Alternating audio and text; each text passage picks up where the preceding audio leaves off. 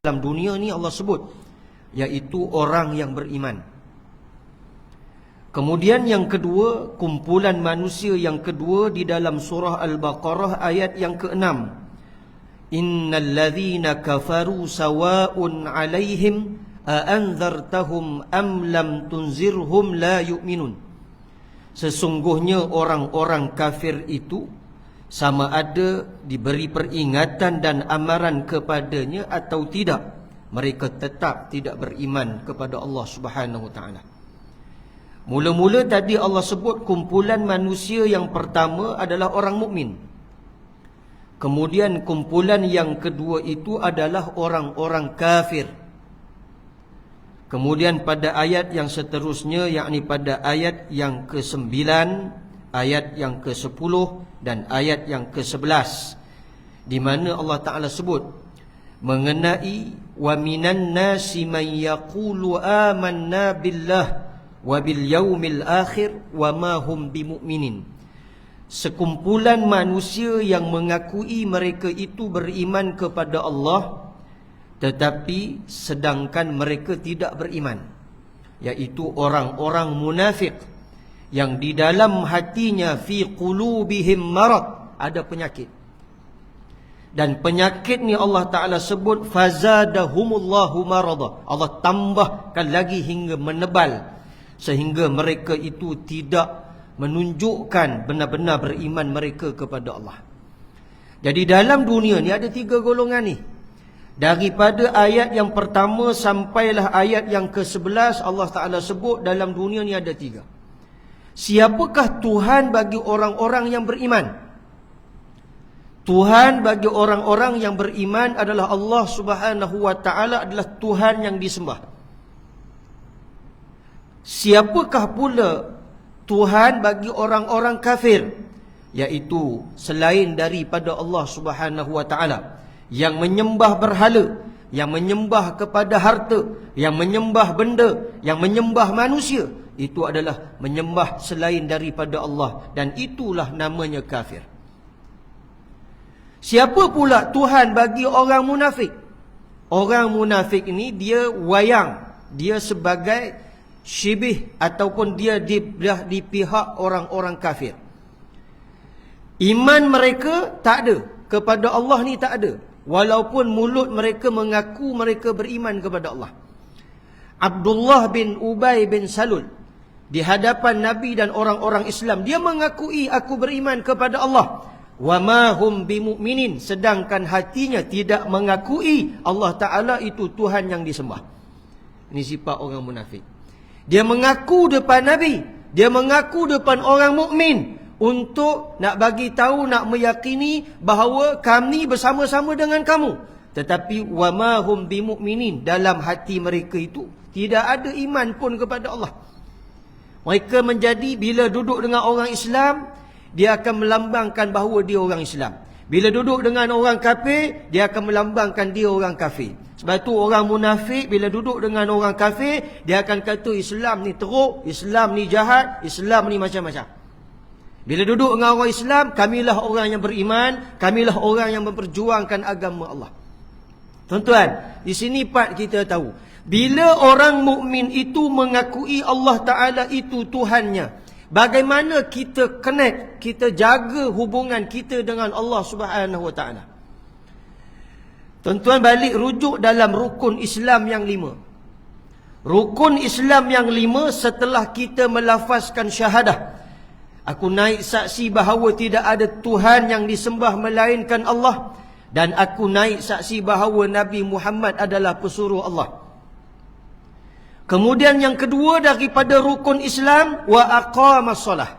Artinya Islam ini menekankan selain kita beriman kepada Allah, amalan kita mesti ada connect, ada hubungan kita dengan Allah, atau disebut di dalam hadis hablum minallah. Macam mana kita nak hablum minallah, menjaga hubungan kita dengan Allah? Iaitu solat. Kerana rukun Islam yang kedua adalah solat. Dan apa fungsi solat ini? Tuan-tuan, solat ni bukan sekadar solat. Solat ini kalau merujuk di dalam kitab fiqh manhaji, daripada dalil-dalil hadis Nabi SAW mengenai solat, solat itu memperbezakan di antara mukmin dan kafir. Artinya orang yang tak solat ni macam orang kafir. Solat itu hubungan yang paling kuat kita dengan Allah. Tuan-tuan nak hidup lama mana tuan-tuan boleh hidup? Sekarang ni apa yang saya boleh sebut, kita hanya manusia yang menanggung taib. Manusia yang hanya bergantung hidup kepada Allah Subhanahu wa taala. Jadi kita orang mukmin, kita ada hubungan kita dengan Allah Subhanahu wa taala. Bagaimana nak connect hubungan ini? Solat. Dan apa kelebihan dan kekuatan solat? Orang nampak solat ni biasa. Sebab itulah dalam perkara syariat kita ni ada azan. Azan dan iqamah adalah sunnah. Dia bukan wajib, dia sunnat. Hukum dia dalam fiqh. Kenapa azan itu sunnah? Karena azan itu adalah satu bentuk syiar, memanggil orang mari masjid. Solat. Tok Bilal ni tuan-tuan, ada Bilal yang dia tak dibayar pun, tapi dia nak azan, nak panggil orang mari semayang. Sebab tu antara pengisian azan itu hayya 'alas salah. Mari solat berjemaah ni. Hayya 'alal falah. Mari menuju kejayaan. Itu syiar. Suaranya mesti disampaikan kepada seluruh serata orang-orang mukmin di setempat. Tuan-tuan, sebab tu kalau ada orang tutup speaker azan, baik tak payah azan. Mana tahu? Kan zaman makin hari makin jahil, dia mula larang tutup speaker sikit-sikit, lama-lama azan pun tutup speaker. Tuan-tuan, kalau azan tutup speaker, saya nasihatkan tuan-tuan tak payah azan. Sebab tak sampai dia punya punchline dia. Tak sampai dia punya point dia. Tujuan dia tak sampai. Kalau kita tanya apa sebenarnya tujuan azan? Azan ini syiar, memanggil orang mari sembahyang. Jadi kalau dah tak boleh azan, tak boleh panggil lah. Jadi ini makna dia, tak sampai. Dulu waktu saya di Syria, kami ada buat satu program sukan di universiti. Jadi kami ada dua khilaf pada sudut padang yang nak diguna pakai. Satu padang yang elok yang ada di tengah-tengah pekan, di tengah-tengah taman. Dan satu lagi ada di tepi jalan, padang tepi jalan. Dan padang tepi jalan ni padang dia teruk. Tanah dia tak rata. Berlopak-lopak lah kalau bahasa kampung kita. Jadi bila bincang nak buat sukan ni, Syekh Arab ni kata kita buat sukan di tepi jalan, di padang tepi jalan. Kami ni tak puas hati. Pasal apa pergi buat tepi jalan? Padang tepi jalan tak cantik, berlopak-lopak. Padang yang elok ada di tengah-tengah taman ni. Kata Syekh Arab ni, kita kena buat sukan di padang tepi jalan itu kerana kita nak syiarkan sukan mengikut Islam, supaya orang lalu tepi jalan nampak, oh ni cara Islam bersukan. Syiar itu yang paling penting. Kalau dia syiar itu tak berguna function dia, baik tak payah azan. Macam tu maksud dia. Jadi Bilal ni azan, orang yang mendengar mesti datang. Selagi mana ada sihat tubuh badan mesti datang. Pasal apa? Bila kita pergi Mekah, kita bertalbiyah, labbaik Allahumma labbaik. Apa makna labbaik Allahumma labbaik pada sudut penghayatannya? Kita menyahut seruan Allah. Allah panggil kita pergi Mekah. Jadi bila kita dah pergi Mekah, dalam perjalanan itu kita disuruh untuk bertalbiyah, labbaik Allahumma labbaik. Ya Allah, aku datang. Engkau panggil aku datang. Jadi muazzin Bilal ni, dia panggil kita, suruh mai jumpa Allah, mai jaga hubungan dengan Allah. Jadi ada orang telinga dia pekak, bunyi azan pun tak mau mai semayang. Tuan-tuan, apa nilainya hidup ini kalau telinga tak ada guna dia? Kenapa kita boleh beza, telinga ni boleh beza suara laki-laki dengan suara perempuan? Allah bagi kelebihan kepada telinga kita supaya dapat membezakan ini suara laki-laki, ini suara perempuan. Bila handphone bunyi, telinga ni boleh beza bunyi handphone dengan bunyi kentut. Ada beza tak? Ada beza, kan? Tuan-tuan, kalau diberi handphone iPhone Pro Max 15 original, berkualiti tinggi, mahal harga handphone ni, dibagi percuma, Dengan syarat siapa ambil handphone ni, maka pekaklah telinganya. Nak ambil ke tak mau handphone tu? Apa guna kalau kita ada handphone, kita nak bercakap sedangkan telinga kita pekak? Jadi yang mahal tu bukan handphone. Yang mahal tu telinga Allah bagi. Suruh dengar elok-elok. Hak mana seruan syariat, pergi sahut seruan syariat. Sembahyang, hidup bersolat. Hidup kita dengan solat. Jaga hubungan kita dengan Allah. Sebab tuan-tuan tak akan berhasil jaga hubungan sesama manusia kalau terputus hubungan kita dengan Allah Subhanahu Wa Taala. Jadi hubungan kita dengan Allah itu solat. Orang yang mendirikan solat, Nabi SAW sebut dalam satu hadis, faqad aqamaddin, dia telah menegakkan agamanya. As-salatu imanuddin, Nabi kata, solat itu tiang agama. Siapa yang mendirikan solat, dia telah menegakkan agamanya. Wa man tarakaha, siapa yang mengabaikan solat, meninggalkan solat, faqad hadamaddin, maka dia telah meruntuhkan agamanya. Tuan-tuan, dalam kajian, menurut kajian hari ini, 65%, ada kata 70% masyarakat orang Islam mengabaikan solat. Ada dah hari ini orang, dia berpuasa dalam bulan Ramadan, tapi dia tak nak solat. Dia memandang solat ni benda biasa. Tak solat benda biasa. Tuan-tuan, sebab itulah punca huru hara hidup kita celaru, masa depan kita gelap, kehidupan kita porak-peranda. Antara faktor yang paling pertama adalah solat yang tidak dijaga. Bukankah Allah Subhanahu Wa Taala telah berfirman di dalam Al-Quran, Innas salata tanha 'anil fahsya'i wal munkar. Sesungguhnya salat itu boleh mencegah seseorang daripada perbuatan keji dan mungkar. Sejauh mana tuan-tuan boleh faham ayat Quran ni? Solat tapi kemungkaran makin banyak. Saya solat ustaz, tapi tengok maksiat makin banyak. Hidup makin celaru. Sedangkan Allah Ta'ala sebut, sesungguhnya solat itu mampu mencegah kita daripada perbuatan keji dan mungkar. Maknanya solat yang berkualiti, bukan solat yang berkuali. Solat yang berkualiti. Kalau kita tengok maksiat masih banyak lagi di luar sana, maknanya kita kena cermin solat kita. Okey ke tak okey? Kesempurnaan solat kita pada takbirnya, pada rukuknya, pada sujudnya. Bagaimana kena kisahkan hubungan kita dengan Allah dalam solat. Sampai ke tidak taraf yang dinamakan khusyuk. Sebab tuan-tuan kena tahu, bukan semua orang solat dapat pahala.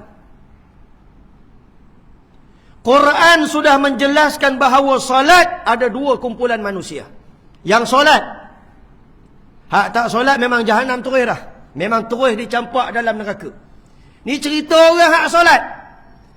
Dalil yang menunjukkan orang mukmin yang berjaya. Allah sebut dalam surah Al-Mu'minun, qad aflahal mu'minun alladzina hum fi salatihim khashi'un. Tanda mukmin yang aflah. Aflah ni wazan dia afdal, lebih berjaya, lebih bagus. Siapakah mukmin ini? Mukmin yang apabila dia mendirikan solat, solatnya dalam keadaan khusyuk. Ini mukmin yang berjaya, kata Allah. Tiba-tiba jumpa pula dalam surah Al-Ma'un, Allah Ta'ala sebut, fawailul lil musallin, neraka wail bagi orang yang solat. Solat pun tak kena, tak solat pun tak kena. Kan? Solat masuk neraka, tak solat pun masuk neraka. Mana satu? Kan?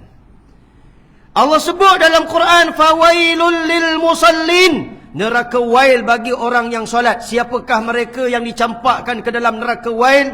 Alladzina hum an salatihim sahun. Solat dalam keadaan lara, lalai, alpa, leka, malas, mengabaikan solat, meninggalkan solat. Ini menunjukkan orang yang akan dicampak masuk ke dalam neraka.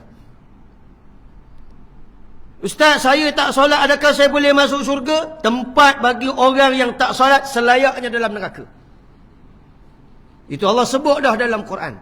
Udah solat pula, kita nak kena solat, pastikan kita mencapai darjat khusyuk di dalam solat. Saya yakin zaman kita hari ni nak capai darjat khusyuk di dalam solat agak payah.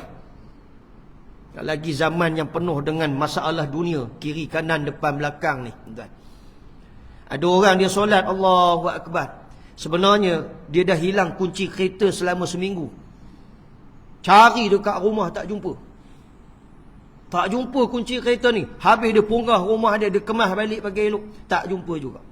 Tapi nak cerita, kita ni bila solat, kita jangan fikir solat aja. Kita diuji oleh Allah di dalam solat dengan adanya gangguan iblis. Bila kita takbir ya Allahu Akbar, tuan, iblis datang buka skrin LED depan kita. Langsung dipampangkan, ingat tak waktu sebelum kamu keluar tu anak kamu main kunci? Ada kan? Kunci itu dia main dekat pasu bunga pula tu, mesti ada dekat pasu bunga. Jadi solat kita ni bukan khusyuk, cucuk. Tak sampai darjat kemanisan dia. Khusyuk ni kemanisan dia, bukan cucuk. Khusyuk ni kemanisan solat. Macam mana saya nak sebut tentang kemanisan solat? Saya boleh ambil satu contoh daripada kisah yang berlaku kepada Sayyidina Ali radhiyallahu anhu. Di dalam satu peperangan, Sayyidina Ali ni terkena satu anak panah yang tersesat di punggung dia. Kena anak panah. Jadi nak cabut anak panah di punggung Sayyidina Ali ni sakit. Kata Sayyidina Ali, kalian jangan cabut ketika aku sekarang ni duduk macam ini. Cabutlah ketika aku sedang mendirikan solat. Ketika mana Sayyidina Ali mendirikan solat, sahabat bagi tarik anak panah cabut. Dia tak rasa sakit pun tuan-tuan. Pasal apa? Punya sedap solat dia tuan-tuan. Kita tuan-tuan sakit hati, bukan sakit punggung, kan? Sakit hati imam ni panjang sangat bacanya.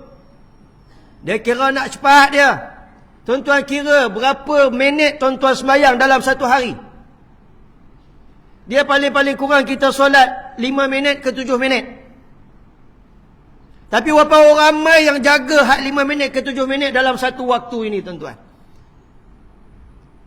Kita tak ada masa yang banyak. Allah bagi 5 waktu, tak bagi 50. Kalau Allah bagi 50, terkencing kita semua tuan-tuan. Jangan dia kata ustaz, 50 kita boleh buat ustaz. Umat Nabi Musa, orangnya hebat-hebat, badannya sadar-sadar. 50 waktu tak lepas. Kita umat Muhammad cekeding-cekeding ni, lagilah. Lalu Allah kurangkan daripada 50 waktu sampai jadi 5 waktu. Dia asal ke farduan 50. Kalau kita baca dalam hadis Isra' Mi'raj, ketika malam Isra' Mi'raj Nabi bertemu dengan Allah, Allah telah memfardukan ke atas Nabi dan umatnya mendirikan solat 50 waktu. Lalu turunlah Nabi SAW sampai kepada Nabi Musa. Musa tanya berapa, naik balik minta kurang. Dia ulang alik, Allah kurangkan 5 jadi 40 tu jadi 45, jadi 50 jadi 45 sampai kurang 5 waktu. 5 waktu pun Musa kata kau pergi naik minta kurang dengan Allah. Dia sembang bahasa kampung lah, kan? Kalau hadis, kalau kita baca terjemah satu-satu, mama makan masa, kan?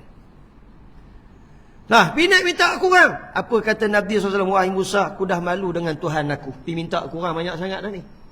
5 waktu memadailah bagi umatku untuk mengerjakannya. 5 waktu ni, kalau satu waktu 5 minit hingga 7 minit, kali tengok dalam 5 ni berapa? 7 kali 5. Itulah masa seharian kita menjaga hubungan kita dengan Allah. Hak ni kan kita kena faham.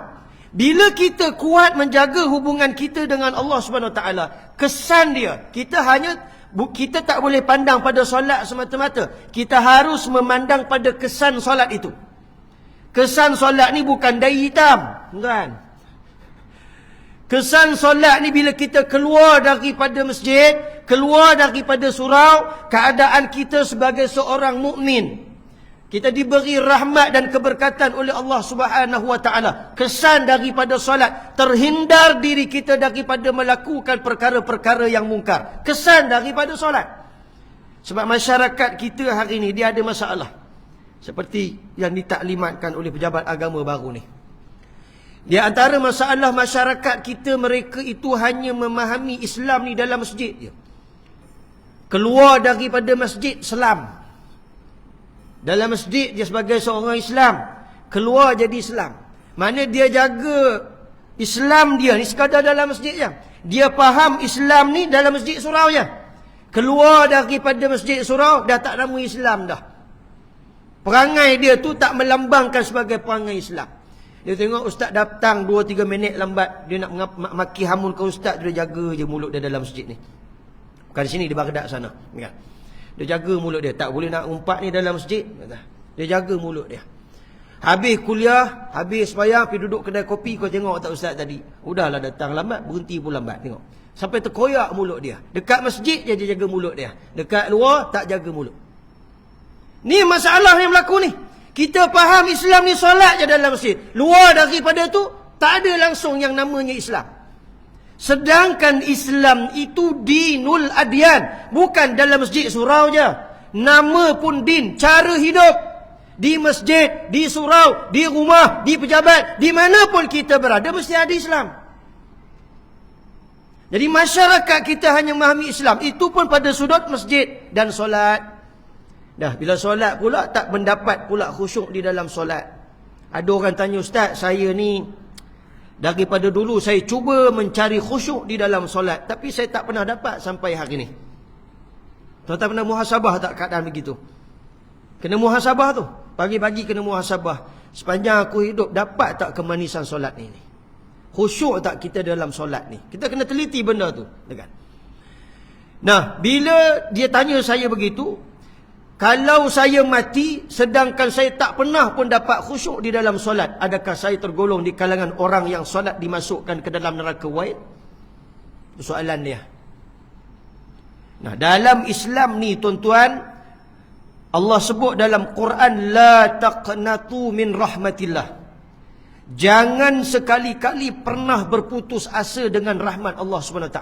Tuan-tuan, datang masjid ini pun dah cukup baik. Sebab apa? Itu Allah gerakkan hati tuan-tuan untuk sampai ke masjid. Ada orang Allah tak gerakkan hati dia sampai ke masjid, walaupun dah lalu depan masjid, tak mau dia masuk masjid. Tuan-tuan sangat bersyukur Allah tiupkan dalam hati tuan-tuan untuk datang ke masjid. Walaupun kita di banyak sangat alasannya, tapi hati kita tergerak untuk pergi masjid.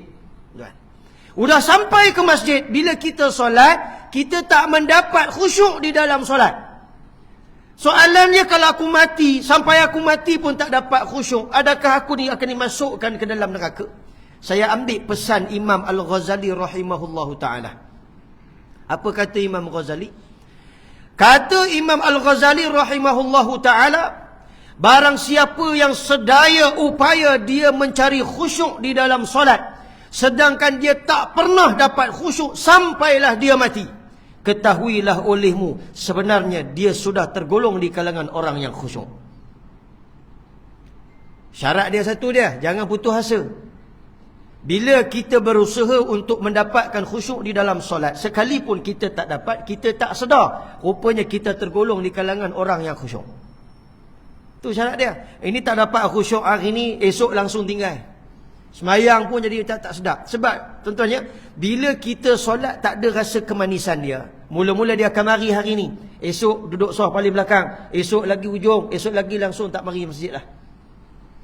Allah tarik nikmat sebab kita tak dapat merasai kemanisan solat itu dengan cara macam mana?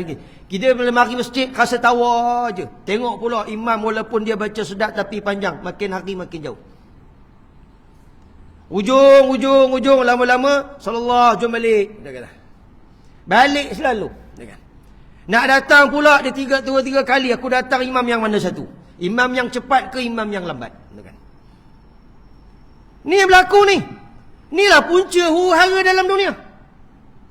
Sebab kita tidak memandang serius tentang solat. Dan saya paling menakutkan, yang kita paling menakutkan, generasi kita akan datang. Generasi akan datang ni macam mana agak-agak gambaran mereka, adakah mereka akan mari solat macam kita mari hari ni? Tuan-tuan, kebanyakan orang yang mari solat ni, dalam kajian saya, bila saya pergi kuliah di Serata Negeri Selangor ni tuan-tuan, masjid surau kebanyakannya orang tua-tua.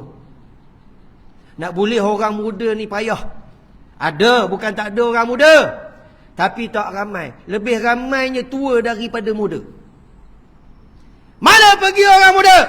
Kuat sikit. Kan? Harap muka darah je muda. Masjid tak boleh nak mari. Kenapa pula orang tua boleh mari masjid? Ada dua. Mungkin salah satu orang tua ni, dia sudah kebiasaannya. Sudah jadi rutin kebiasaannya. Sikit-sikit masjid, sikit-sikit masjid. Atau yang kedua, sebab berasa mati tu dekat dah. Dok berasa, mati dah dekat dah ni. Lepas tua aku tak kembali muda, mati dah. Ada hak berasa, orang tua hak berasa kata, ya aku lepas ni kembali muda. Kalau ada orang tua yang berasa dia muda tu, tua tak sedar diri. Tuan-tuan, bila kita tua, lepas tua kita tak kembali muda. Melainkan kita akan ditimpa sakit dan kemudian mati. Jadi orang tua ni, sebab apa dia ramai mari masjid? Sebab dia rasa mati tu dekat. Beza dengan orang muda. Kenapa orang muda ni tak rajin mari masjid? Azan sampai Tok Bilal tu berapa lagu dah duduk main ni. Sambil dua azan ni, lagu Bayati, lagu macam-macam. Suara sedap. Nak panggil orang muda mari semayang ni. Sampai azan takbir raya tu. Ini pernah berlaku di kampung dulu. Satu kumpulan budak tahfiz daripada Selangor sampai di kawasan Perak, singgah berhenti semayang dekat masjid. Mereka sampai awal. Nak masuk subuh lagi 2-3 minit. Sampai. Jadi kebetulan pula masjid kampung tu Tok Bilalnya telajak. Tidur telajak.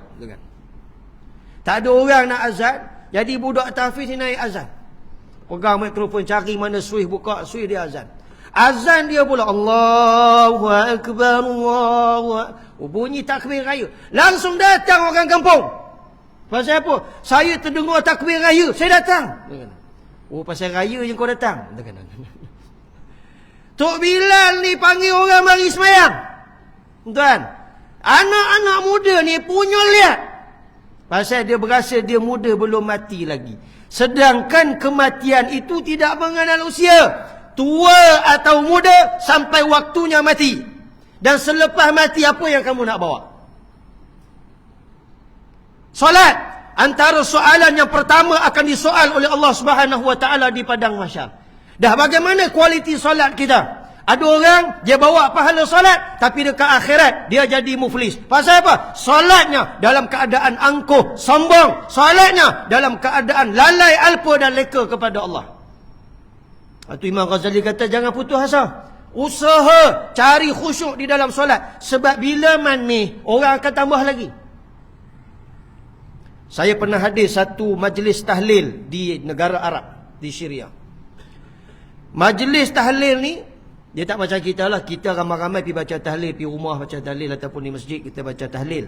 Di negara Arab Syria ni, dia akan letak, pasang khemah, dia susun kursi, orang ramai pakat datang duduk atas kursi. Dia letak satu orang Tok Syekh Arab baca Quran, yang lain semua dengar sambil menyedekahkan Al-Fatihah kepada si mati. Ketika saya datang duduk dalam khemah tu, tuan-tuan, sambil duduk sedekah Fatihah, datang anak waris si mati ni bawa kopi. Kopi panas tu, kopi Arab tu, yang bakar atas pasir tu. Ni bukan masak atas api tu, atas pasir panas tu. Dia gilik-gilik, dia bawa cawan. Kopi tu tak ada gula, pahit piau. Bau dia sedap. Cawan kopi tu kecil je. Macam kap apa nama kuih tu kan. Kecil je. Langsung dia datang kepada kita, dia bagi cawan, dia tuang kopi. Bau dia sedap. Bau dia lah. Sekali minum pahit, ya Allah, ya amat. Udah dia round satu pusingan, sampai dekat kita balik round yang kedua, saya tutup cawan saya. Pasal apa? Cukup lah. Bila tutup cawan ni, tanda apa? Cukup lah, jangan tuang lagi dah. Dalam hati kata, kopi ni pahit. Aku tak lepas nak minum lah. Senang cerita, tak lepas nak minum. Cuba kalau dia jamu kopi radik, kopi tongkat ali, kopi mi saya kucing. Oh tu kan.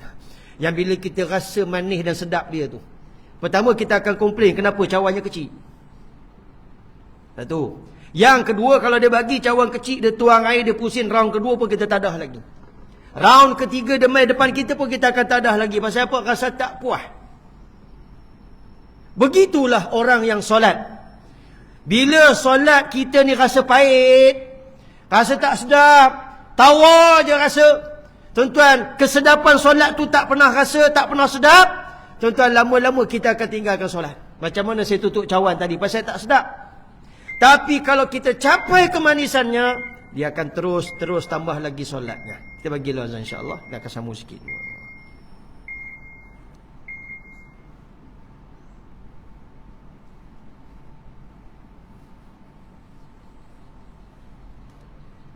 Ya, 5 minit. Tambah 5 minit.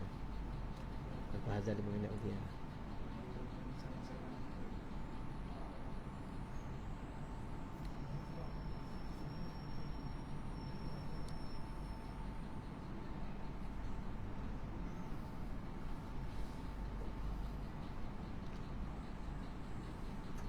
Okey dah. Okey dah.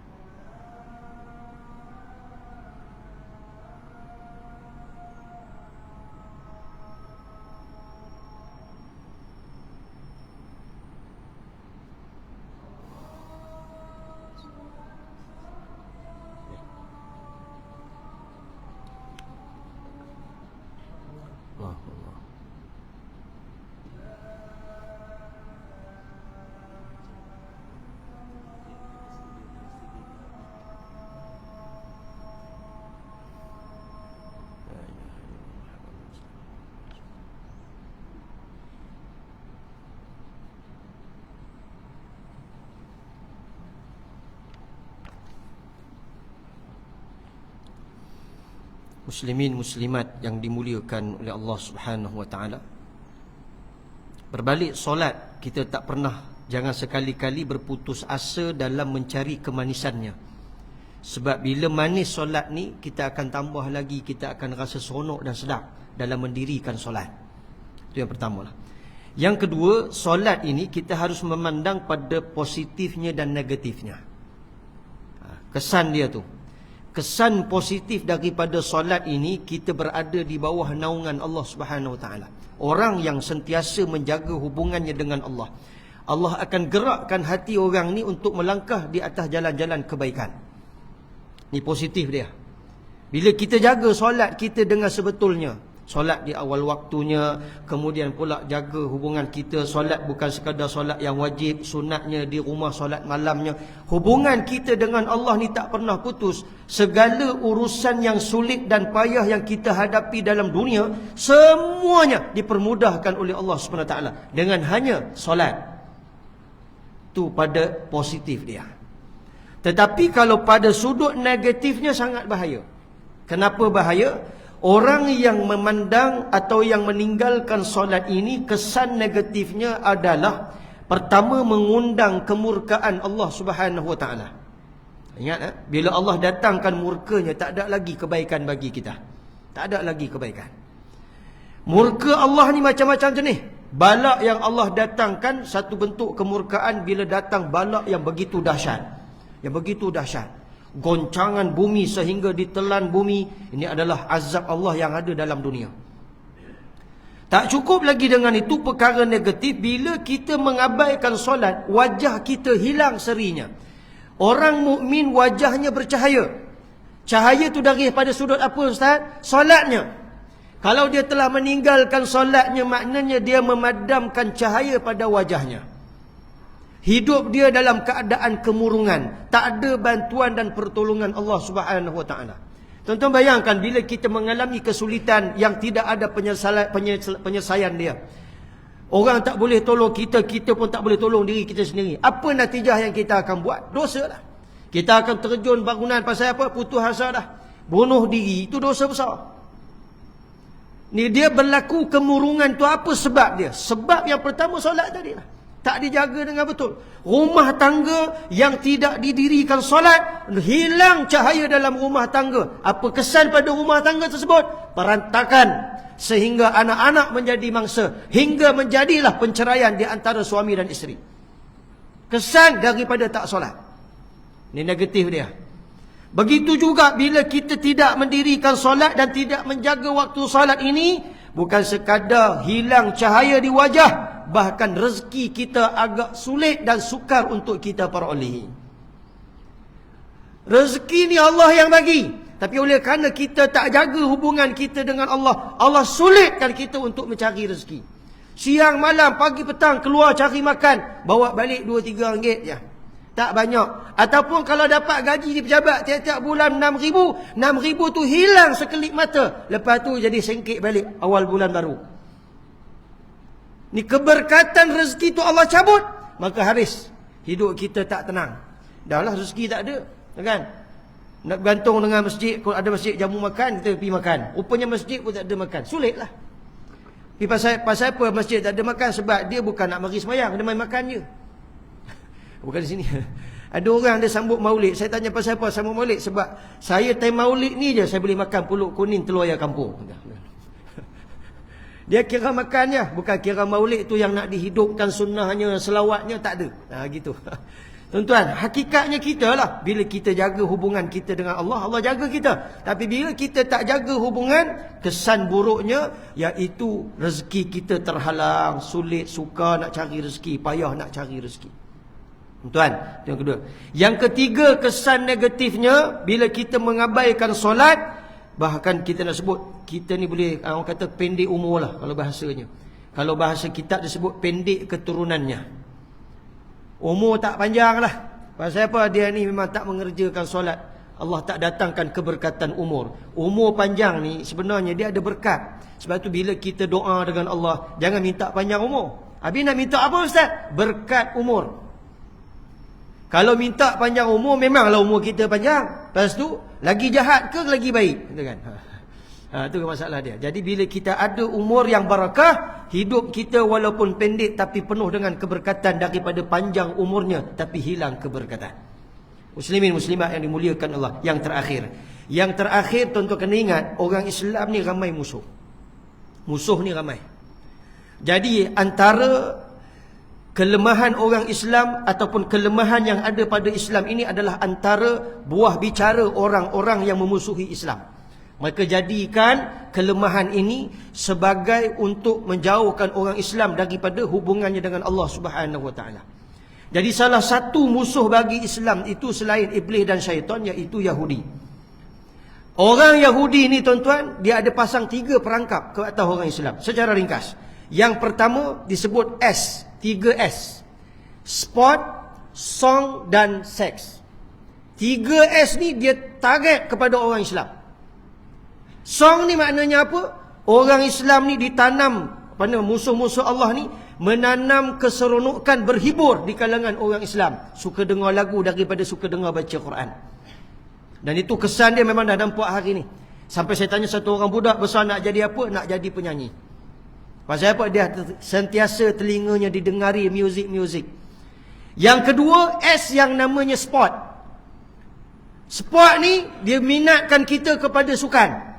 Sehingga orang Islam lebih suka masuk stadium berbanding masuk masjid. Sebab tu tuan-tuan boleh tengok hari ni. Masjid dengan stadium, mana lagi ramai? Stadium nak masuk tengok bola kena bayar. Masjid free of charge. Masjid tolong bayar elektrik. Masjid tolong jamu makan. Free of charge.